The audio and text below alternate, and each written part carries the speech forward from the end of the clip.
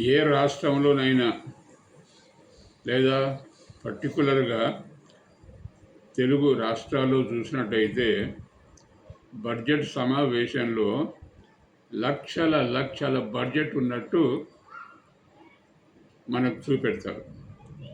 అదేవిధంగా ఒక్కొక్క స్కీమ్లో లక్షలు ఖర్చు పెట్టినట్టు కూడా చూపెడతారు. మరి ఆ పైసలు డబ్బులు ప్రజల్లో కనబడి, ప్రాజెక్టులు కనబడి, అన్నీ పాత పాకెట్లే ఉంటాయి. కాకుంటే ఇల్లు కట్టిస్తున్నాం అంటారు, లేకుంటే ఇంకేదో అంటారు. లక్షలు ఇటు పోతున్నాయి అని అర్థం చేసుకోండి కొంచెం. ఎందుకంటే ఇది మీ దేశం అయ్యా, మీ దేశం, మన దేశం. ఈ డబ్బులు అటు పోతున్నాయి. ఆ విషయాన్ని అందరూ అర్థం చేసుకోవాలని.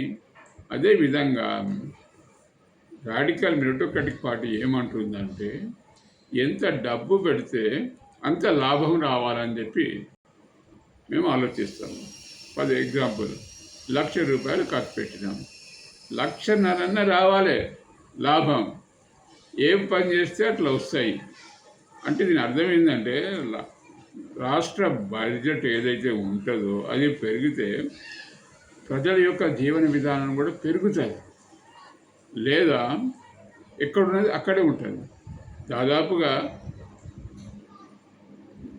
70 సంవత్సరాల నుంచి ఏం జరుగుతుంది? అది కోట్లు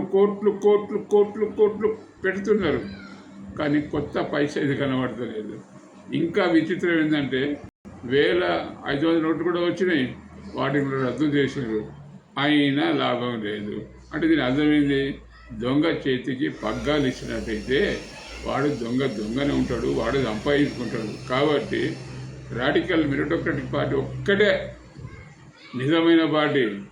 ఇది కొంచెం అర్థం చేసుకోండి. ఇమీడియట్గా మీరు దీంట్లో మెంబర్ కండి, మీరే ఎమ్మెల్యేలు కండి, మీరే ఎంపీలు కండి, మీరే రాజ్యం వెళ్ళండి.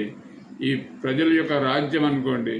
మీరందరూ ముందుకు వస్తారని చెప్పి ఆశిస్తూ ముగిస్తున్నా.